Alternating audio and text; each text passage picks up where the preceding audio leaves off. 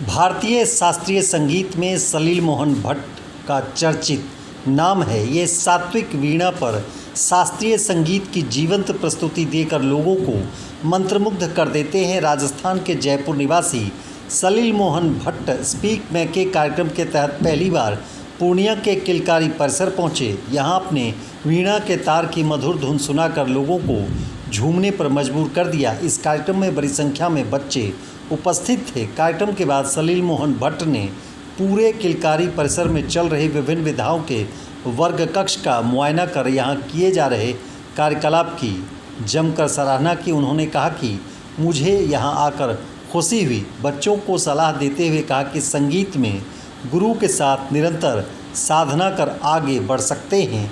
वीणा वादक ने कहा कि यहाँ के बच्चों में काफ़ी प्रतिभा है। बिल्कुल। देखिए, स्पीक मैके के माध्यम से मैं सलील विश्व मोहन भट्ट और मेरे साथ तबले पे कौशिक कुंवर, हम लोग पहली बार हमारा आगमन हुआ यहाँ किलकारी इस इंस्टीट्यूशन में, और मैं देख के मुझे इतना आश्चर्य है और आश्चर्य के साथ मुझे बहुत हर्ष है, बहुत उल्लास है, खुशी है कि यहाँ इतनी विधाओं का एक साथ यहाँ प्रशिक्षण दिया जा रहा है। अभी क्या क्या देखा हमने, हस्तकला और आर्ट, म्यूज़िक, फोक, डांस, और यहाँ पे स्पोर्ट्स भी हो रहे हैं इतनी ज़बरदस्त तरीके से, और सब हो रहा है यहाँ। और ये इतना अच्छा प्रांगण इन्होंने डेवलप किया है और ये बच्चों में इतने अच्छे संस्कार यहाँ दिए जा रहे हैं। मुझे इस बात का बहुत आश्चर्य हुआ कि यहाँ के जो बच्चों ने, जब मैंने उन्हें संगीत के स्वर, अलंकार, राग और ये सब गवाए, तो उन्होंने इतना स्वर में गाया जितना मुझे नहीं लगता कि बड़े बड़े दिल्ली बम्बई के सोकॉल्ड जो अंग्रेज छाप जो स्कूल हैं वो इनके बराबर भी आएंगे। इनको बहुत अच्छे संस्कार दिए जा रहे हैं यहाँ पे। बिहार सरकार द्वारा यहाँ काफ़ी कुछ उनको सहायता मिलती है, जैसा उन्होंने मुझे बताया अभी। और मैं चाहूँगा कि ज़्यादा से ज़्यादा लोग इससे जुड़े हैं आके यहाँ पे, और बच्चों के सुखद, सफल और सुरक्षित भविष्य के लिए मैं समझता हूँ किलकारी जैसा काम जो है वो अद्भुत है, अप्रतिम है। और हमको यहाँ आके गर्व हुआ कि हमारे इंस्टीट्यूट है ये कर रहा है।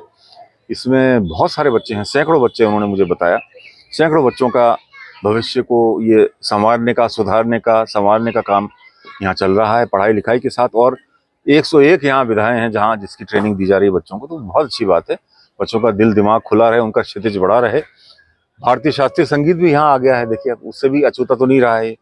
संस्कृति के बारे में, पौराणिक हमारे संस्कारों के बारे में, सनातन के बारे में, संगीत के बारे में, स्वरों के बारे में, सरस्वती की, यहाँ माँ सरस्वती की वीणा से बज रही है यहाँ, इससे अच्छा और क्या होगा। इतना अच्छा सब इन्होंने अरेंजमेंट किया यहाँ, इतना अच्छा साउंड सिस्टम था। हम लोग को जितना आनंद आया, मैं कहता हूँ बड़े बड़े जो करोड़पति इंस्टीट्यूट है वहाँ भी ऐसा आनंद नहीं आता है, क्योंकि वो इतनी रुचि से नहीं किया, यहाँ लोगों ने बहुत रुचि से किया। तो हम लोगों को बहुत गर्व है। और बिहार के इस बहुत ही एक कर्मठ एक ये इंस्टीट्यूट है जो बहुत मेहनत कर रहा है, बहुत परिश्रम कर रहा है। तो हम सब स्पीक मैके के साथ यहाँ पे आए हैं अपना कार्यक्रम देने के लिए। स्पीक मैके छात्र छात्राओं के बीच में कलाकारों को भेजता है। मैं जयपुर से आया हूँ, राजस्थान से कौशिक आए हैं, डिब्रूगढ़, आसाम से। देखिए, एक कोना दूसरा कोना, और बिहार में आके तो स्वर, संगीत, ये सब मिलाने का काम करते हैं। और बहुत अच्छा आज यहाँ पे एक नई ऊर्जा, एक नई चेतना मिली यहाँ पे। और संगीत को नित्य नए स्थानों पे, नित्य नए शहरों में, नित्य नए ऐसी जगहों पे जहाँ कभी नहीं हुआ हो, वहाँ ले जाने का अपना अलग आनंद है। तो मैं सलील विश्व मोहन भट्ट और कौशिक कुंवर, हम दोनों की तरफ से इससे अच्छी और कोई बात नहीं हो सकती। संगीत को लेकर जो बच्चे आगे बढ़ना चाहते हैं, क्या मैसेज रहेगा? देखिए, संगीत को लेकर आगे बढ़ना आजकल बहुत आसान भी हो गया है। सिर्फ कठिनाई है कि अच्छा गुरु आपको, उसकी खोज आपको करनी पड़ेगी। कौन आपको बहुत अच्छे से सिखाएगा, कौन आपके लिए सर्वश्रेष्ठ है, ये गुरु के ऊपर सारा डिपेंड करता है। ये शिक्षा, ये विद्या गुरु के माध्यम से ही आ सकती है। आप गुरु की सेवा करेंगे, लेकिन वो गुरु मिलना चाहिए आपको। बड़े इंस्टीट्यूट्स हैं, उनमें जाना ही होगा, स्टूडेंट्स को थोड़ा एफर्ट करना होगा। आसानी ये हो गई है कि मोबाइल से, लैपटॉप से, कंप्यूटर से वो 1 सेकंड के अंदर सब स्टडी कर सकते हैं, सब देख सकते हैं। अनजाना नहीं कोई रहेगा आज की तारीख में। तो कुछ थोड़ा बहुत जो वहाँ से बेनिफिट मिलता है वो वहाँ से लें, बाकी फिर जो सीखने का जो साधन उनको बनाना पड़ेगा। ये जीवन में ये परिश्रम तो करना ही पड़ेगा, हर किसी को करना पड़ता है। मैं इतने बड़े महान गुरु, इतने बड़े संगीतज्ञ के घर जन्म हुआ मेरा, लेकिन उसका मतलब ये नहीं कि मुझे ऐसे ही यूँ आ गया कि घुटी में मिला के उन्होंने पिला दी। नहीं, संगीत या तो किसी में होता है या नहीं होता है, ये ज़रूरी नहीं है कि वो हो। किसी संगीतज्ञ के घर में भी कोई पैदा हो अगर, तो ज़रूरी नहीं कि वो करे, नहीं हो सकता ना ऐसा। बड़े बड़े म्यूजिशियंस हैं, लेकिन आप हम नहीं जानते, उनके नाम नहीं जानते, हम उनके आगे वाली आने वाली पीढ़ियों के नाम नहीं जानते।